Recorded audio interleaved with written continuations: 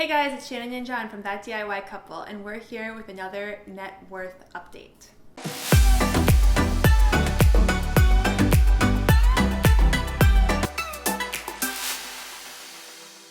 So where we last left you guys, we were at the end of 2014, which was basically your first full year in the workforce. We had moved from New York to New Jersey. We'd bought our primary residence and bought an investment property. And now in 2015, there's a picture of us. We had both gained a lot of weight. Yes. I think that's a pretty key thing that happened to us in 2015, not related to our finances. So I think related to our finances because we were very stressed about the amount of debt we had. Also working super duper hard to increase our income. Yeah. And living in a terrible, terrible basement apartment that was not really an apartment, just an unfinished basement. So to flip over to our debt sheet, we acquired a lot of real estate in 2015. And let me just say about this picture of us. So this is like a pretty representative That DIY Couple picture. This is like in the middle of doing our own renovations to one of the investment properties that we had acquired. So going over to our debt worksheet in 2015, you can see that we increased our debt very substantially, and that's primarily because we acquired a lot more real estate. So if you look at the first line, student loans, our student loans, we didn't really decrease the value very much because we weren't paying them aggressively. We were actually about to refinance it. I think we had maybe just refinanced or we're about to refinance. Car loan went down again by kind of the minimum amount that we were required to because we were paying that off very slowly. Credit cards, the good news for us was that we didn't increase the balance on our credit cards. We actually decreased it a little bit, but we weren't paying those back aggressively at all. And the reason that we weren't doing that is explained by the line that says debt on investment property. You can see that that went up substantially. We purchased in 2015 3 new properties for investment purposes.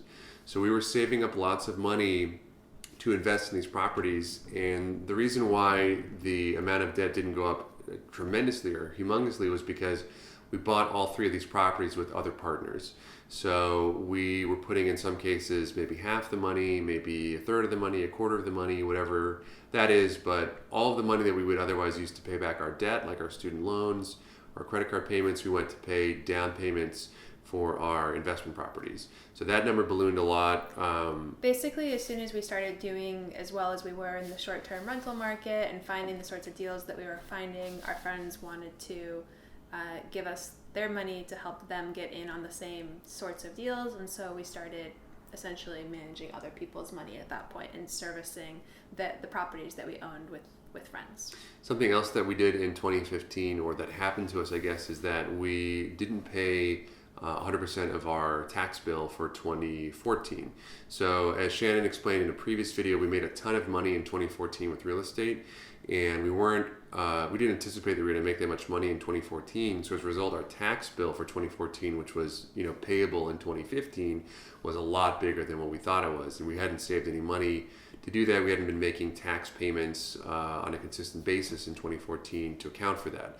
So instead of paying all the taxes that were due on April 15th, we entered into a payment plan with the IRS, which in exchange for paying, I think, some interest and whatever else, you pay taxes a little bit over time. So at this point in 2015, our bill essentially was about $20,000. Again, this is another thing in a long series of financial missteps that we did, where we were essentially just, the interest rate is not like a credit card interest, but certainly is not great, and it also complicates things like applying for mortgages, whatever else, because a lot of banks want to see that you've paid your taxes, in full and not have like a $20,000 tax bill. But at this point we did, in addition to all of the credit card debt, the mortgage debt, student loan debt, everything else. So the grand total of that... We also had a loan from a family member to help us get in on another investment property. Yeah, so that was part of how we paid for these. And to be clear, these investment properties that we're buying are on the range of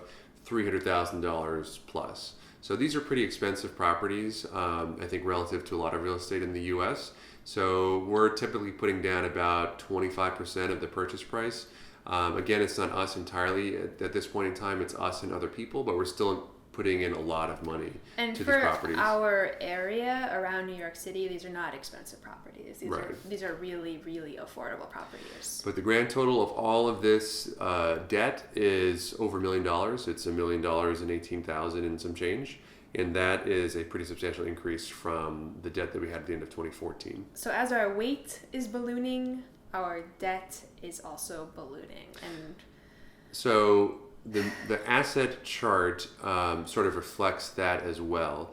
As Shannon had mentioned in the previous video, the reason why we had such a large balance in our checking account is because with all these properties, we felt very stressed that if something bad happened to them, we needed to have kind of an emergency fund just for these properties to make sure that they were going okay. So we had about $35,000 in our checking account, but we purposely chose not to use that to pay down any of our other debts. Again, I don't know if that was the smartest decision, but that was the decision that we made at the time. The value of our investment properties corresponding to the value of our mortgages, debt on investment properties, also increased substantially in 2015. So we went from having $240,000, which is essentially one investment property, to over $500,000, which is basically, I think, 5 investment properties. but our pro rata portion. So this corresponds to the portion that we own. The overall value of these investment properties was much higher, but we're not counting the part that's owned by our partners. We also were sort of advantaged by the fact that the broader real estate market at this time was increasing. So that's what's explained by this line and the primary residence line. So we think that the value of our residence, the equity that we had in our residence, increased by something like $40,000 over the course of this year, because the market was really, really expanding. The market was expanding, but also we forced appreciation. When we bought the primary residence, it was really in bad shape, and we did things like repair the roof, replace the electrical, and make some cosmetic renovations that really helped increase that value. It had been abandoned for 3 years before we bought it. And the value of our car decreased. This is maybe even conservative. It would probably decrease more than that. And then personal property, we just bought, miscellaneous stuff like furniture mostly. More crap that we didn't need. So we calculate that the amount of our assets at the end of 2015 was about $904,000, which is a pretty nice increase from $515,000 in 2014. So this chart, the net worth traditional calculation, if you watch any of our previous videos, we talk about how we calculate net worth in a different way. But the traditional calculation includes the value of all of our assets, including our primary residence, and all of our debts, including mortgages on our primary residence. So using that calculation, our total assets in 2015 were $904,100. Our total debt was $1,018,000 and some change.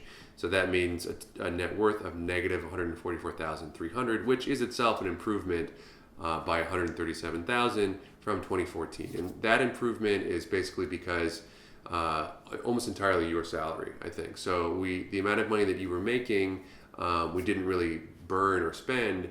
We reinvested it in different things. And how or why we did that, or our debts, or whatever else, I think are a subject perhaps of more intense discussion when we talk about our real estate investing strategy. And I don't really want to get into so much exactly why we did the things that we did, except to explain that that's just what we did and that's part of our journey. So one good thing that we did in 2015 that we didn't do in 2014 is that we didn't just spend a ton of money on stuff. So we made bad financial decisions, I think, in 2013 and 2014. In 2015, we made not great financial decisions like going into debt to the IRS and taking out additional debt from family members, but we weren't spending a lot of money on ourselves at all. We were living in a basement. We were thrifting, we were living in a basement, we were walking to the extent possible as opposed to taking public transportation. We weren't yet cooking our own food. We were still eating out a lot. Yeah, I can't recall buying anything really in that year. I didn't buy like any new clothing. Right. I think we took a vacation, but I can't really remember where. I don't think it was a really big one. We were really, really prioritizing investing in real estate. We had the feeling that the real estate market was still, in New Jersey at least, ripe for lots of purchases, and we were trying really hard to take advantage of that. Yeah, and this is the beginning of my real estate career as a real estate professional, sort of. So in 2015, I also essentially wound down, or was about to wind down, my last startup. I think that formally happened in 2016. But by the end of 2015, I kind of had it in my head that with all the real estate success that we were having, I would be doing real estate on a full-time basis going forward, and that's still what has happened. So 2015 was the foundation of a lot of professional stuff for me that ended up becoming kind of my full-time thing here in 2019. So to give you a sense of our day at that time, I would go to work for a full day, often coming home at 10, 11 p.m. at night, working most weekends.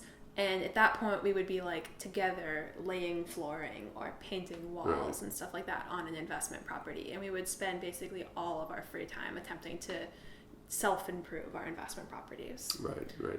So going to the next sheet here, this is our assets reconciled. So these are our, again, if you watch our previous videos, we talk about how we don't like to include things that we wouldn't sell in an emergency situation in our net worth. So that would be our primary residence and our car and our personal property. So even if everything kind of went really badly for us, we still would want to keep our house and our car and our personal property. So we exclude those from our asset calculation in this sheet. That changes the value of our total assets to $611,000. And then if you go to the next sheet here, our net worth, because we're not including those the assets that I just mentioned in our asset calculation, our net worth changes to negative $407,724, which is in itself an increase in our net worth from our previous conservative calculation of about $130,000 or so. So I think 2014 was the low water mark for our net worth. 2015 we are starting to rebound but have a ton of debt. So our net worth in 2014, which was the lowest it ever was and still hasn't been lower, was negative $536,300. So that's pretty low. Quite low. You can see the next couple of slides just show our net worth over time in the traditional calculation, with green being assets, pink being liabilities, and yellow being the net worth, both traditional and conservative. So these charts show our progress over time, and as you can see, we're on an upward trend, one would hope. But we have a lot more to go, and we're going to be talking about our future financial journey over the years between 2015 and today. We have some ups and downs, but we would really like to hear your comments about what you think we did in 2015. If you'd like to hear us talk more about our real estate investing strategy, why we decided to do what we did instead of paying back our student loans, why we decided to go more into debt, please let us know. In the meantime, do well and always make things better. Thanks, guys. Oh.